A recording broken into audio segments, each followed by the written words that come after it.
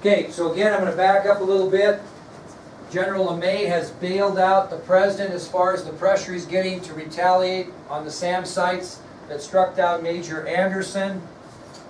They got 36 hours here to come up with a solution, or they're going to be initiating the airstrikes on Monday. And a weary Kenneth O'Donnell leaves the White House and goes to watch his son play in a football game. Well, during a break in the game, and it was a little different in those days, at the end of one of the quarters, his son, who saw him on the sideline, came over and he said, "Is everything going to be all right?" Because he's somewhat aware of what's going on in the country here. And his father assured him that things were going to be fine. Anybody want to guess the next question the boy asked his dad? No? More on a personal note. What? That's a good guess. When are you coming home? Are you coming home tonight? And Kenneth O'Donnell, who didn't show much emotion, he's part of the Kennedy don't cry philosophy, had to kind of choke back, I think, some tears, and he couldn't answer his son. He sat there and he couldn't answer him, and he just said, "You better get back to your game." So it was kind of an emotional time for Kenneth O'Donnell, because when his son asked him if he was going to come home that night, he simply couldn't answer him and told him to go back to his game. Well, XCOM was meeting while Kenneth was gone. They had put together a meeting, and they were discussing the possibility of what? Come on. Trading missiles in Cuba for missiles in Turkey. So when O'Donnell arrived back at the White House, Bobby Kennedy filled him in that XCOM was leaning towards, or that at least they were discussing, the possibility of trading our Jupiter missiles in Turkey for those in Cuba. What do you think Kenneth O'Donnell's reaction was to that, Naya? See, most people say he's happy. Actually, he was irritated by it. And he kind of got after Bobby. And he says, "You know what? If you make this trade, all that's going to happen is this is going to start a series of trade requests by the Soviet Union and the United States. And pretty soon the Soviet Union is going to ask us to trade for something that we can't trade." What's that going to be? West Berlin. Berlin. Very good. He said, "You know, this isn't going to work. You can't trade with the Soviets missiles for missiles. It's going to start a trading war, and pretty soon they're going to ask us to trade for something that we can't give up, and that's going to be Berlin." And then he got after him. He said, "You know, this whole thing, trading missiles for missiles, is because you and your brother leaked this information to the press through Walter Lippmann. Well, how do you think Khrushchev got the idea that you might be willing to do that?" And he really got after, O'Donnell got after Bobby and said, "You know, that was a really bad idea." And by this time now we're 28 hours from airstrikes. So XCOM goes back in their meeting, and they decide that they will not trade missiles for missiles. They had discussed it, but they decided they wouldn't do that. So that means they better come up with something else, right? And so what XCOM does, they said that they would formally agree to the contents of Khrushchev's letter of October 26th and ignore the contents of his letter on the 27th. In other words, they were going to act a little dumb. Okay, fine. You take out your missiles and your missile launching pads, right? If you do that, we'll lift the quarantine zone, right? We'll promise not to invade, as long as the missiles come out under UN command, right? That's what they're going to go with. What's the big question, though, still in our minds? Is Khrushchev in power? So what happens is, after the XCOM makes the decision that they're going to go against trading missiles for missiles, and they're going to go with the contents of the letter of the 26th and bag the 27th, President Kennedy excuses XCOM out of his office, and he meets privately with just his closest advisors. And what does Kennedy want to know? Leighton, you just said it. What's he want to know? If Khrushchev's in power or not. That makes a big difference. How would you find that out without everybody else knowing? Well, then, that's too public. Using your spies that you have. Sort of. Did they ask Sections 5. You're close. How did they get in this place in the first place? They went that back channel communication where nobody knew, right? So, what the president decides to do is make a private or secret offer directly to Khrushchev through private means to see if he's still in power. So he's going to do the same thing that he's going to do the same thing that Khrushchev did through Foman, through Scally, to the president, right? Only he's going to go through somebody to somebody that represents Khrushchev with this secret offer. What do you think the offer is going to be? Anybody want to guess what Kennedy's going to offer Khrushchev? We'll take out our missiles in 2 months. We'll take out our missiles in Turkey if you take yours out in Cuba. Why does he want it to be private or secret? 2 reasons. One, he doesn't want the military to know for sure. But what's he want to do? He wants to find out if Khrushchev is still in power. Now think about this. If he makes this offer to Khrushchev and he's not in power, what's the answer to the question going to be? No. And if Khrushchev answers no, we won't make that trade, what's that tell you? That the military's in control, because what do they want? They want war. Okay, they've got their muscles flexed. But if Khrushchev comes back and said, yeah, I'll take that offer, what does that tell Kennedy? That Khrushchev's still in power because he's the one that made the offer in the first place. It's a brilliant strategy. The only thing is you got to watch what you wish for, because if they offer that, Khrushchev says yes, then they got to do it, right? Okay? Then who did they have to explain that to? Military and kind of maybe the American people, right?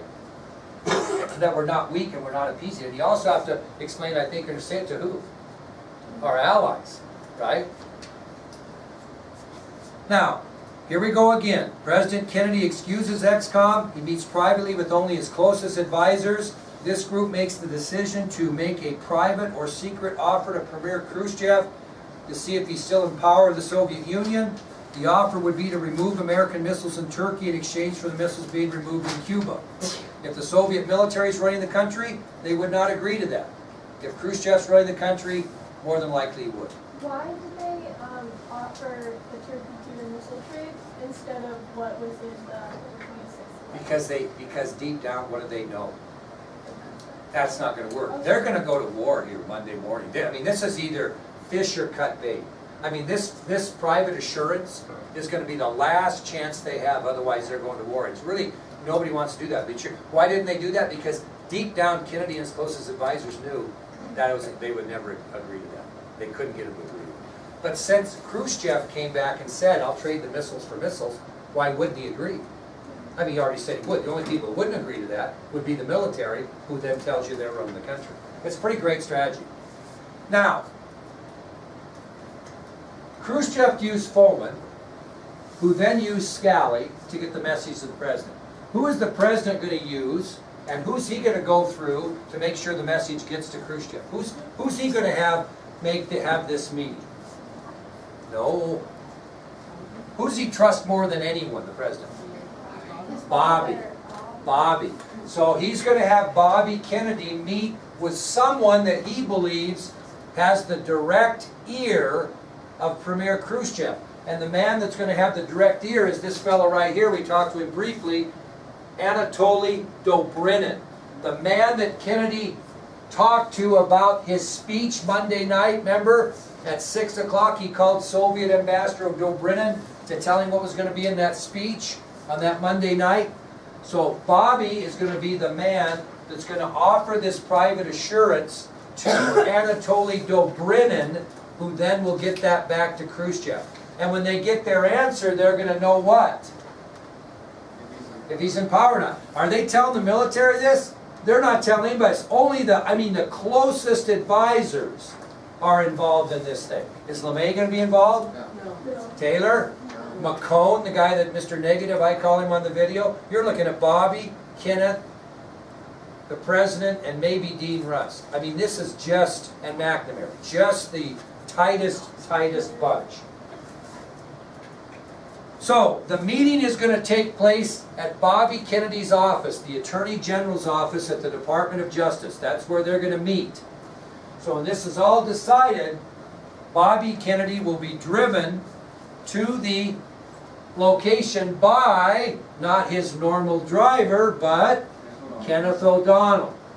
Because why does he want to drive him? He's got to give him a little pep talk. I mean, you know, he's got to make sure he gets this done. So President Kennedy will choose his brother Bobby, and his job will be to negotiate with Soviet Ambassador Anatoly Dobrynin. And Kenneth O'Donnell drove Bobby to the Attorney General's office where Ambassador Dobrynin would be meeting him. Now, I'm not going to put this in a lecture, so to speak, but Kenneth's going to kind of try to break the ice. You know, he's going to joke with him a little bit. He's going to try to get him settled down, because if he screws this up, they go to war Monday, basically. And so it's a big responsibility. Now, Bobby was a little bit of a conniver. You know what a conniver is? Anybody? Somebody that will just kind of, let me try to get my way. Just try to rip you off a little bit if I can. I might have to give you what I said, but if I can get less, I'm going to do that. So Bobby's diplomacy with Dobrynin is going to be kind of twofold. He's going to, this is getting back to you, Leighton.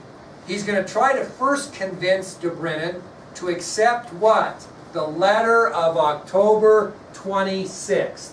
In other words, he's going to go in there and say, listen here, we're going to accept the terms of Khrushchev's first letter. That's what we're going to do. Hoping that Dobrynin says, oh God, that'd be great. Now, if Dobrynin doesn't agree to that and maybe gets mad and gets ready to walk out, then Kennedy's going to have to come back and offer removing the missiles in Turkey from the missiles in Cuba. But he's going to go in and try to get the 26 letter stuff first. We'll see if he does or not. Okay? Another caveat in his strategy is that if he has to give the missiles up in Turkey, they're going to be removed privately and not for 6 months. So in other words, they're not going to agree to this and the next day they're going to be out of there. They're going to agree to this, and in 6 months we are promising the Soviets that we'll take them out. I want you to think about that. The missiles in Turkey, if we make the deal with the missiles in Turkey, Anatoly Dobrynin's got to agree that the missiles won't be taken out until 6 months later. Why would we do that?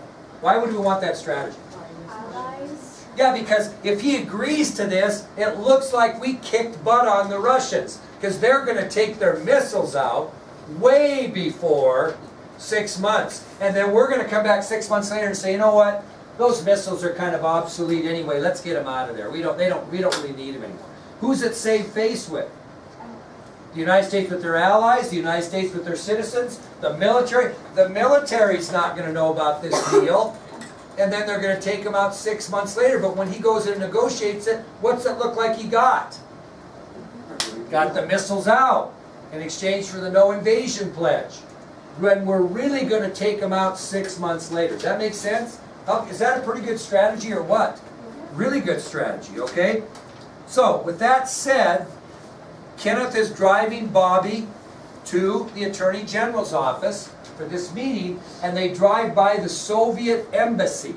You know what the Soviet embassy would be? If you go to D.C., I'm going to show you the Ukrainian embassy that's in Georgetown. It's just a building, an office building, where the Ukrainians, the U.S. ambassador to the United States from Ukraine, has his office. Well, they're driving by the Soviet embassy as they're going towards the Attorney General's office, and they look out the window and they see this unbelievable dark smoke coming out of the chimney of the Russian embassy. Really dark smoke coming out of there, right out of the chimney, which tells them the building's not on fire. But with it, what is on fire? What type of paper? What? Well, what? Yeah, but what are the papers? What? Top secret documents that they would not want the United States to know they have, because why would they be burning their documents? Because they think we are going to war Monday morning. And if we go to war with the Soviets, are we going to allow the embassy to be there? No, we're going to kind of, quote, raid the embassy and secure what's ever in there so it doesn't hurt us in war. So picture this, here comes Kenneth O'Donnell and Bobby Kennedy driving by the Russian embassy, Soviet embassy, and they see this unbelievable dark smoke coming down the chimney. They're burning their documents because there's no question in their mind, the Soviet Union, that we're going to war Monday morning. They're that prepared. So this is absolutely the last ditch effort to avoid airstrikes, invasion, and a world war. That's what, I mean, we don't even get how close we are to this whole thing and what it looks like in this classroom today if we ended up going to war. Okay, we don't even get that, right? Don't even get it. Okay, so rather than have you take notes, here is the discussion between Bobby Kennedy and Anatoly Dobrynin in the office of the Attorney General. Well, that's great. You can read right along with it. This is one of the greatest pieces of diplomacy ever in American history. And you'll see Bobby has a little bit of conniving in it. Aaron, I got to get you some other handouts. Okay, let's read through this. The following is the conversation that occurred between Robert Kennedy and Soviet Ambassador Dobrynin during that meeting that we're talking about in the Attorney General's office. Starts out with this. Robert Kennedy says, "My brother," which means his brother, "my friends, my countrymen and I cannot and will not permit those missiles to become operational. I promise you that." Dobrynin answers by saying, "Then I fear our two nations will go to war, and I fear where war will lead us." Robert Kennedy then says, "If the missiles do not become operational, if you remove the missiles, there will be no war. At this moment, the President is accepting the term of Secretary Khrushchev's letter of Friday night." First letter. "If the Soviet Union halts construction immediately, removes the missiles, and submits to UN inspection, the United States will pledge to never invade Cuba or aid others in that enterprise."